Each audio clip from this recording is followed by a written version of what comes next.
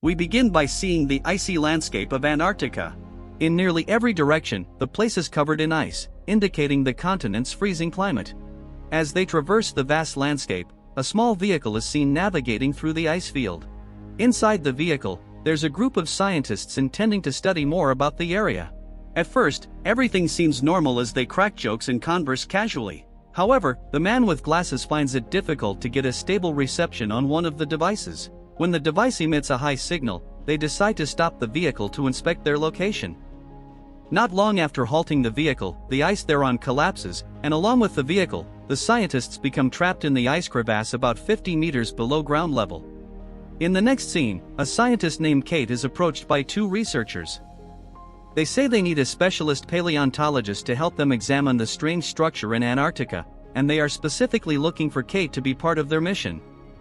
On impulse, Kate agrees to join the team, as she's also curious about the strange structure found in the area. They navigate the icy landscape of Antarctica using a helicopter.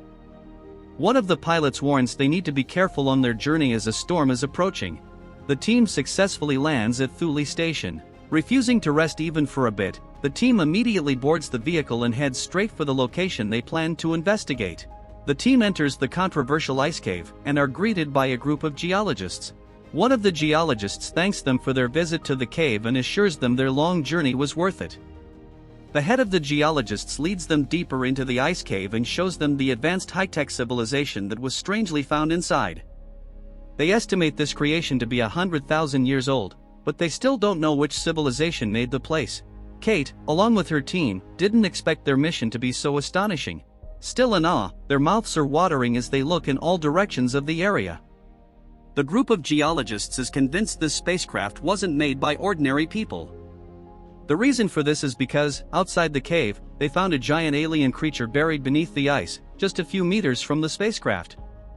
The next morning, they investigate one of the ice blocks, in which one of the alien creatures is frozen. The lead scientist orders the team to retrieve a small tissue sample from the creature, for them to investigate.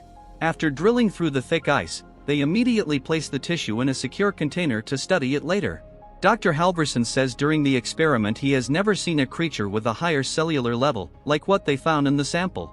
The doctor reiterates that the world will never be the same after this experiment, and they themselves, the people who discovered the alien creature, will always be remembered by the entire world. As they celebrate their discovery, Derek goes to the creature to inspect it. Derek notices the creature is moving, and the ice is already starting to melt. Not long after touching the ice, the alien violently bursts through it and escapes from the building. Derek then quickly runs to the group to inform them about what happened. No one expected the alien to still be alive after all these years. To search for the revived alien, they split into groups and set out to find the creature. While looking inside a vehicle, they see blood spilled all over the floor. They suspect the alien creature to be violent towards humans, and they are starting to worry about its potential threats, not only to them but to the entire world. One group finds the alien under the wooden structure. They slowly approach the creature and use their flashlights to see it. As Henrik turns his back to the alien, the creature stabs him directly in the chest using a sharp, tongue-like appendage from its body. At the same time, the alien pulls Henrik's body to finish him off, and to ensure he's dead. The other man quickly screams and calls for help. He informs the rest of the group that the alien attacked one of their team members. As all scientists gather in one area, the people with guns use their pistols to shoot at the alien. However, all the shots show little or no effect on the creature. Desperate to kill the violent creature, they douse it with gasoline and set it on fire, burning the alien to death. Soon after, the scientists realize that the only way to combat the alien is to incinerate it. After the incident, all team members return to their cabins. Dr. Halverson expresses empathy for all the scientists but reiterates that, as researchers, it's their job to study the alien remains further. Some scientists disagree with what Dr. Halverson says because the last time they examined the tissue, the alien came back to life and killed one of their friends. Still, as dangerous as it may seem, a scientist's responsibility is to study it. Not long after the brief discussion, Dr. Halverson goes to the lab to inspect the alien and Henrik's remains. As they dissect the remains, they discover that the alien is digesting Henrik's upper part in a peculiar manner. Dr. Halverson finds this fascinating. Kate takes a sample of Henrik's tissue to examine it clearly under a microscope. Strangely, she notices that even though Henrik is dead, his cells are somehow still alive. After pondering the cause of this, Kate realizes that the cells she saw are not Henrik's but rather the alien's cells mimicking human body cells. While in the bathroom, Kate notices there are blood stains everywhere. To inform the rest of the team, she runs as fast as she can to find the remaining members. Fortunately, before the remaining team departs with the helicopter, the pilot sees Kate signaling for them to halt the flight. One of the scientists inside the helicopter begins to transform into an alien. The alien attacks one of the members, using its tongue-like organs, like tentacles, to pierce the man's body. Because of this, the helicopter pilots start to get frightened and the aircraft crashes not far from there. Knowing of the tragedy, the remaining scientists try to contact the outside of Antarctica for help. The team has been plagued by bad luck since the mission. They find they cannot call for help outside Antarctica because there's no radio signal due to the approaching storm. Kate returns to the bathroom to check the blood stains again. Strangely, after one of the members turned into an alien, the bathroom now shows no signs of blood stains inside. Kate tries to convince the team about her speculation. She says they shouldn't leave the area because something strange is happening. Kate explains her theory that the alien could replicate a person by mimicking human cells. She also explains that the reason metal objects are found outside the victims' bodies is that it's the type of thing that cannot be replicated by the aliens. Kate advises the team not to leave the area until they can resolve the issue.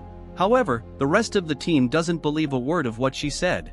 Juliet confides in Kate that she saw Colin cleaning the bloodstains inside the bathroom. Because of this information, Colin is now the prime suspect of the alien imposter.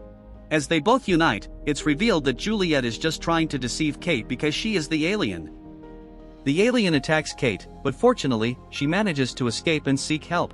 While escaping from the alien, Carl is the first victim to be attacked by the violent creature. Upset by another loss of a friend, the team burns the alien using a flamethrower. The creature tries to escape, but the team follows it and continues to set it on fire until it's completely dead.